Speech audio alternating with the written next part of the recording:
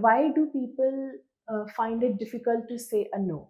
Because it's as equal to committing a crime. नहीं बोलोगे तो लोग बंदूक लेके खड़े हैं आपके पास. Because it keeps, वहाँ पे हमें we sort of feel that by saying no we are disrespecting. You're You know how rude. people's egos and the importance that they assign to the relationship is so fragile that saying no is as equal to, like I said, committing a crime or like a complete rejection. And that's when we develop the need to over explain. We say no, and then we'll accompany it by saying sorry or probably over explain.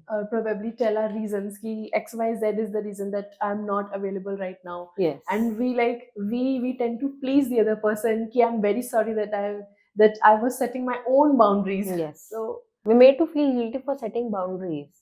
That we are sorry we're not available for a burnout, for a mental overload, and that hits people personally. I don't know what they relate it with to. It also means that people assign no with a lot of other things. To some, no is guilt, rejection, being not chosen as a priority. So people have different interpretation of just that one word. Word एक है, but उसकी जो interpretation और what goes behind that is a lot.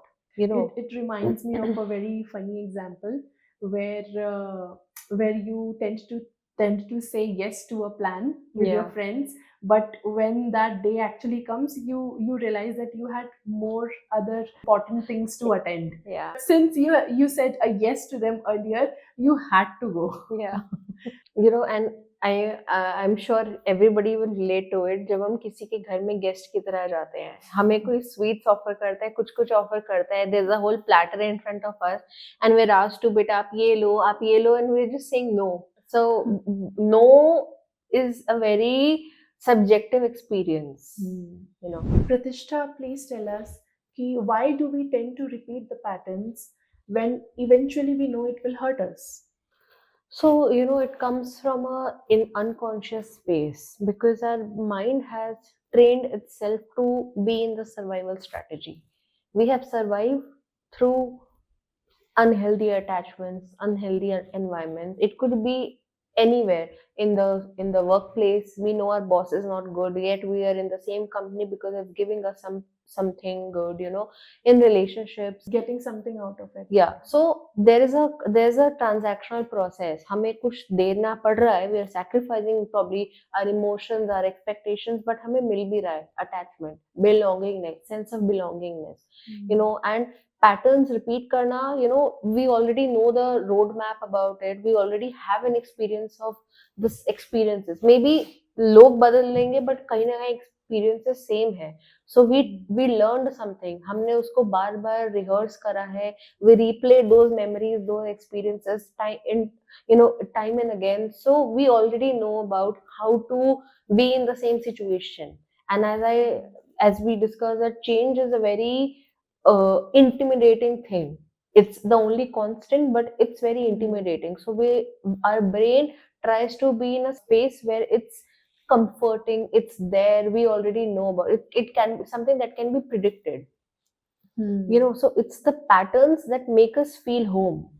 Exactly. And familiarity is something that brings safety. Yeah. The person feels safe that Yes. everything around me is known. Yes. So I can feel normal. Otherwise, the person might get very anxious. Yeah. This is something which is alien and I'm not used to it. Yes. So we tend to run away from that too.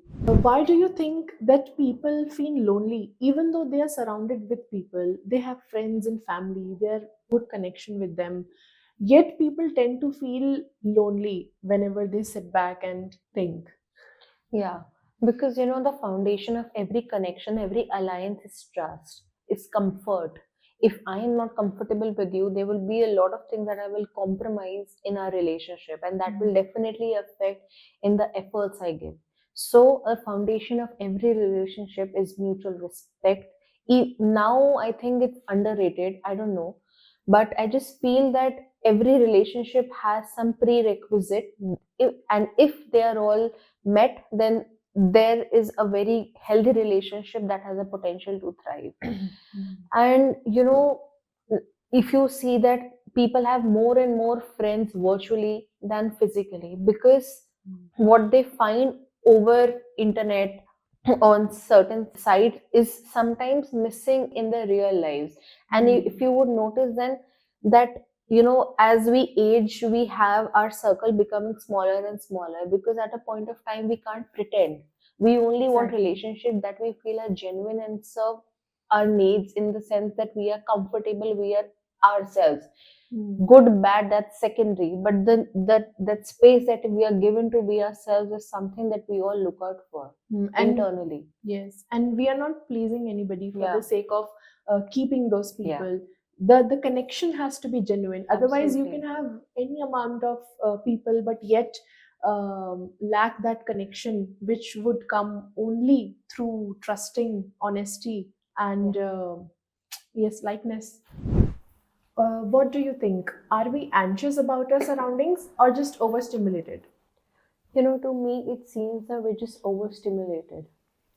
You see that because of preoccupation with a lot of things around us, our surroundings have become so demanding that we are constantly occupied or preoccupied, to be precise, for onto something or the other. So now the default function of the brain is to survive, not to function. So now everything that we're doing demands something. The present, past, and future are coexisting at the same time. We just never, we're never sticking on to one decision, we're never sticking to one thing at a time. Everything is happening at the same time. Why does validation give our brain an instant dopamine hit and we crave for it again and again and again? Okay, so not everybody is ready to give validation. So when we see that something is scarce in quantity, we want it more. जैसे हमें, अगर if somebody is always, if we are validated throughout, we would not consider the other person's words as important as we should. So when it is scarce in quantity, we want it more, we want a chase, like our brain is always looking for that chase opportunity, chasing out opportunity. So our focus would be redirected to something that's not available, that's very intimidating but very thrilling and mysterious. So Mysterious. validation would be a reward for us if we are told by people that we're going in the right direction, we're doing the right thing, we are good enough.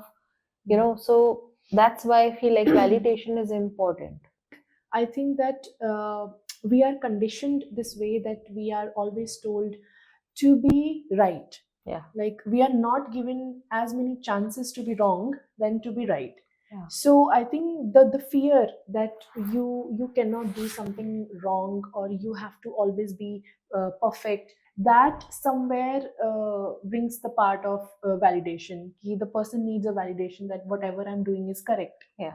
and definitely brain seeks what is mysterious and it Yes. always wants to solve it. Yes.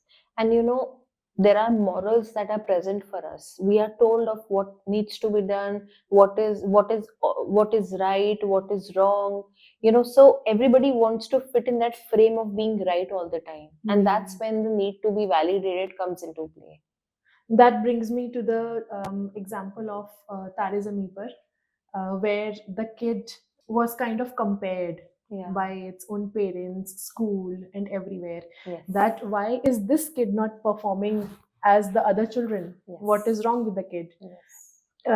But in fact, the kid only needed some space. So now that you're bringing that example of Tare Zameen Par, it was later known to word that a child is suffering from the issue, from dyslexia.